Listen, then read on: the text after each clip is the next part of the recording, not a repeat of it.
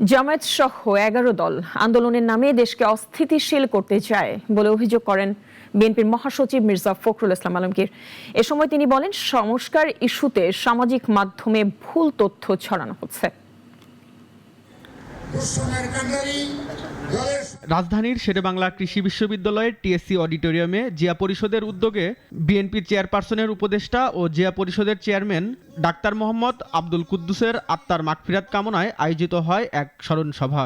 মৃত্যু কখনো কখনো পাখির পালকের মতো হালকা হয়, আবার কখনো কখনো সেটা পাথরের মতো ভারী হয়। এতে যোগ দিয়ে বিএনপির মহাসচিব ও স্থানীয় সরকার মন্ত্রী মির্জা ফখরুল ইসলাম আলমগীর বলেন, জাতি আর বিভক্ত হতে চায় না। প্রধানমন্ত্রীর প্রস্তাবে সাড়া দিয়ে আলোচনার বিষয়ে বিরোধী দল দ্রুত সিদ্ধান্ত জানাবে বলে আশা প্রকাশ করেন তিনি। এখন আপনার জামাতের নেতৃত্বে ১১ দল তারা এটার উপরে আন্দোলন করছে। উদ্দেশ্যটা কি? উদ্দেশ্য হচ্ছে আবার বাংলাদেশকে ডিস্টেবিলাইজ করা, অস্থিতিশীলতার দিকে নিয়ে যাওয়া। এসব পার্লামেন্ট কমিটির প্রস্তাব তিনি দিয়েছেন। বিরোধী দল বলেছে তারা চিন্তা করে জানাবে।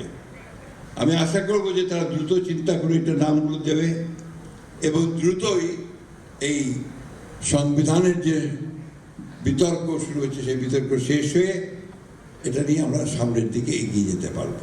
মির্জা ফখরুল বলেন, সংস্কার কার্যক্রম নিয়ে সামাজিক মাধ্যমে ভুল তথ্য ছড়ানো হচ্ছে, যা জনমনে বিভ্রান্ত তৈরি করছে। একটা ভুল ধারণা দেওয়া হচ্ছে জনমনের মধ্যে, বিশেষ করে আপনাদের ওই সোশ্যাল মিডিয়ার মধ্যে, যে বিএনপি সংস্কার মানে না।